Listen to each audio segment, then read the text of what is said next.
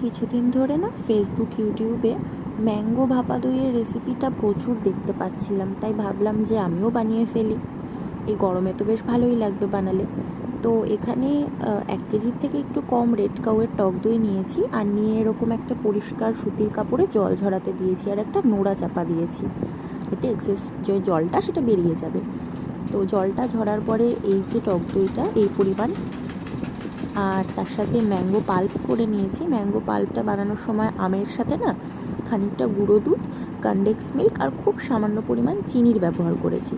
আর এই যে milk made নিয়েছি, এটা আমুলেরটা নিয়েছি, এছাড়াও নেসলে অনেক কোম্পানিরই আছে, আমুলেরটা পেয়েছি তাই আমুলেরটাই নিয়েছি। যাই হোক, এখানে এবার প্রিপারেশানের জন্য বসে পড়েছি।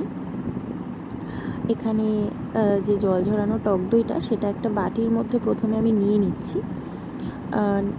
বেশ অনেকটা পরিমাণেই হয়ে গেছিলো, আমি বুঝতে পারিনি যে এতটা পরিমাণ হয়ে যাবে।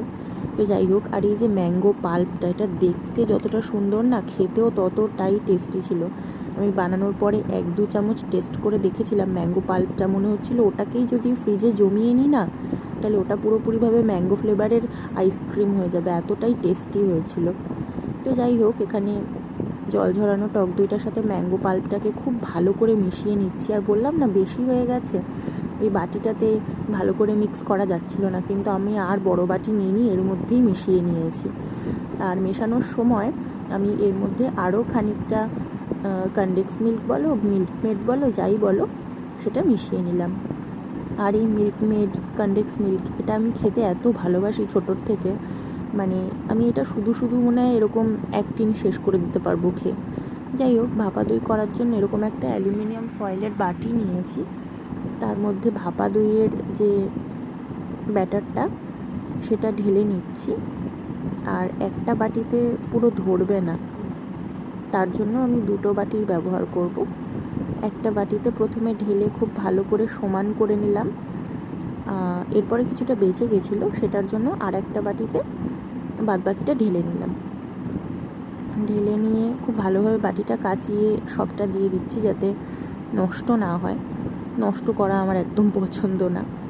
যাই হোক, পুরোটা ঢেলে নেওয়ার পরে বাটিটাকে এরকমভাবে ট্যাপ ট্যাপ করে নিচ্ছি। ট্যাপ ট্যাপ করে নিলে কি হবে, কোনো বাবলস যদি থেকে থাকে সেটা কেটে যাবে। আর হয়ে গেল প্রিপারেশান। এবারে কড়াইয়ে জল দিয়ে স্ট্যান্ড বসিয়ে একটা বাটি দিয়ে তার উপরে আরেকটা স্ট্যান্ড বসিয়ে আরেকটা বাটি বসিয়ে দিয়েছি। তো এভাবে 15 থেকে 20 মিনিটে স্টিম হয়ে গেছে। আর এই যে কাজু কিশমিশ দিয়ে একটু গার্নিশ করেছি,